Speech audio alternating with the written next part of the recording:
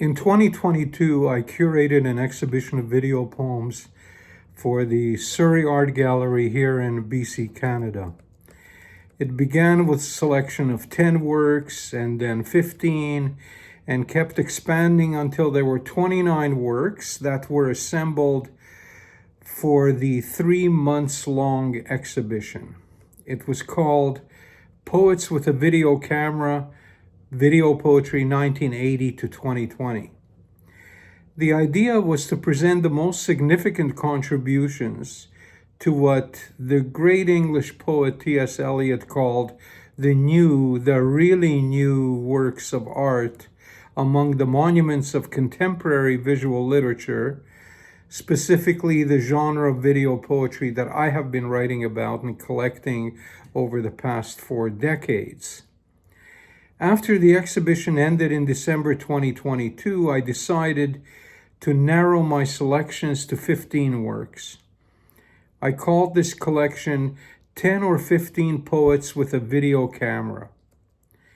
Among these treasures, I kept Javier Robledo's Poesia as a groundbreaking example of the really new in the performance category.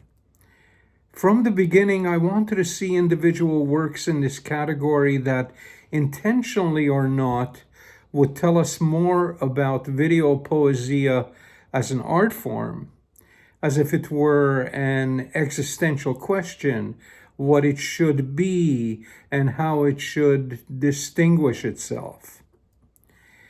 In 2011, when I proposed 5 categories differentiating the use of text in a video poem, I commented on this category of performance, by which I mean the on-screen presence of the poet presenting the text, as the most problematic, possibly demystifying the process of the presentation.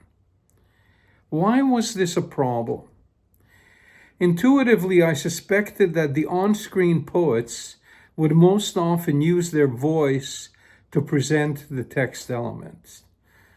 Additionally, without providing a spatial context, a visual context, to redirect the meaning in the text toward new interpretations, these kind of works, in my opinion, would not qualify as an outstanding new work of art from among the ever-increasing number of videos purporting to be poetry films, if not video poems.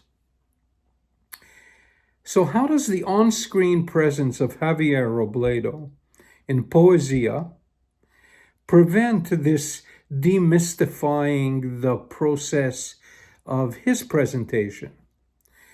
Well, simply by substituting a common stone for the voice. Instead of speaking about the art form of poetry, the 6 letters of the word poetry, poesia, are painted on the stone cube, brought outdoors to its origin, the cobblestone street, and thrown like the dice of Mallarmé, like the magic Rubik cube. If ever there was doubt whether Poesia was an outstanding work of art, let us remember the American art critic and philosopher Arthur Danto's 2 necessary conditions for arthood. Number 1, artworks are about something. And 2, artworks embody their meaning. Poesia takes on a subject that is Robledo's right to do by being himself a poet. His work, first and foremost, is about the multi-layered nature of poetry. Secondly, the minute-by-minute unfolding of the work, what it opens us up to by the praise it brings to his art form of poetry. Even at its less than ideal conclusion, a lifeless rock atop a plinth, unceremoniously pushed into the corner of a nameless art gallery, now sloping perilously close to a catastrophic fall, immobile, a silence in the midst of a chattering, oblivious public absent from view. In the room, the women come and go, talking of Michelangelo. Because the successful, the praiseworthy works of art are always talked about. Again, how does the art of poesia prevent demystifying the process of presentation? By chance, the most direct answer was in today's paper, where I read that Alexander Calder, considered the most innovative sculptor of the 20th century, once said that, above all, art should be fun. Because what poesia teaches us about its subject is that a common stone, a cube plucked from the invisible cobblestone world under our feet, can be transfigured into a unique magic cube, no longer a mere thing, present at hand, as we say, but a really new plaything that bears the name of the highest and most ancient form of human expression, poetry. In 1980, Erno Rubik introduced one of the most beloved toys of all time, a colorful kinetic toy known as the Magic Cube. At the same time, video was becoming one of the most beloved mediums of all time too. There's always a bit of magic to solving the puzzle of what makes the art of video poetry, as Calder said, art should be fun. When the first iteration of my exhibition was refined into the present 10 or 15 poets with a video camera, I had the almost impossible work, and I can truly call it so, to recommend a set of works to be considered a standard against which other works are judged. In the performance category, 7 works were reduced to 3. Of the 3, Poesia is the only one to display its text. The other 2 are voiced. The magic of this stony cube, Poesia, is introduced during the opening 5th of the 5 movements that comprise the work. The camera is moving forward along a cobblestone road, barely a foot above the hundreds of stones in our way. The street begins to buckle and bulge.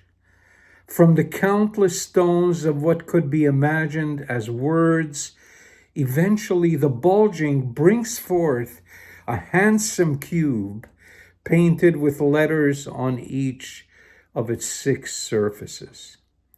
Here is the beginning of the work's meaning, what this artwork is to be about.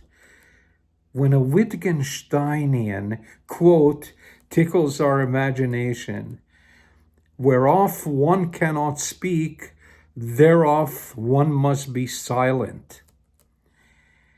Javier Robledo will be true to his art, even if the world cannot accept what is happening on the screen. Let's not forget to be a child's play.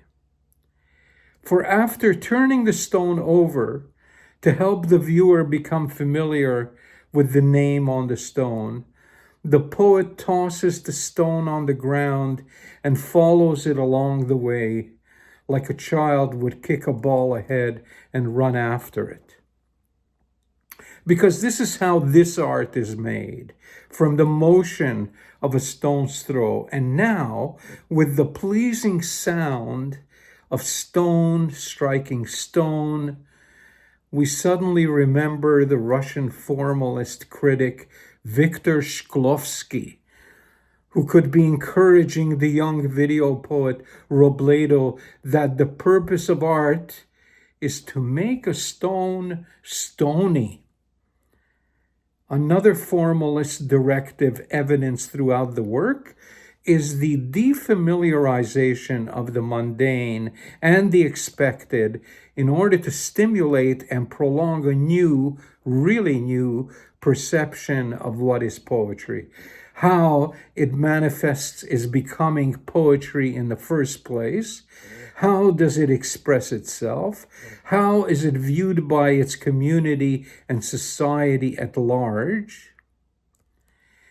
The innovation presented by this work is the unexpected incongruity of two hallucinatory effects. The first is to present the birth of poetry as the magical transfiguration from a self-motivated pushing forward of a mysterious bulge on a common, everyday cobblestone street into a perfect, concrete hexagon bearing its name, and the other of running the video in reverse to retrieve the stony cube, the perfect game of pitch and catch, of benefit to both the pitcher, poet, and receiver, the viewer. Both of these effects attribute a property of playfulness to poetry and or a poetic experience. Robledo's innovation is multi-layered in that it bears the echo of its precursors.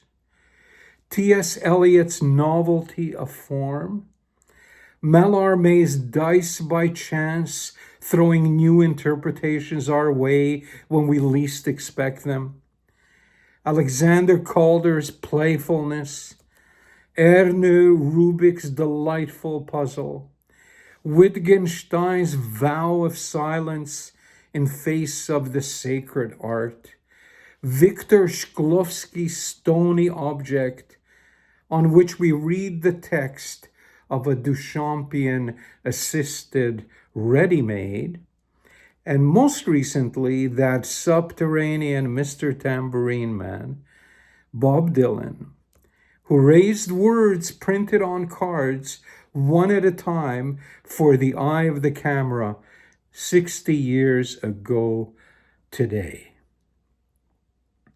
Poesia is more than Javier Robledo, a natural human being who has functioned in every sphere of poetry and is more than promoter, performer, video artist, sound artist, because he at heart sees himself as purely a poet, plain and simple, but profoundly reflected in this alternate story of the man who is and will be the video bardo.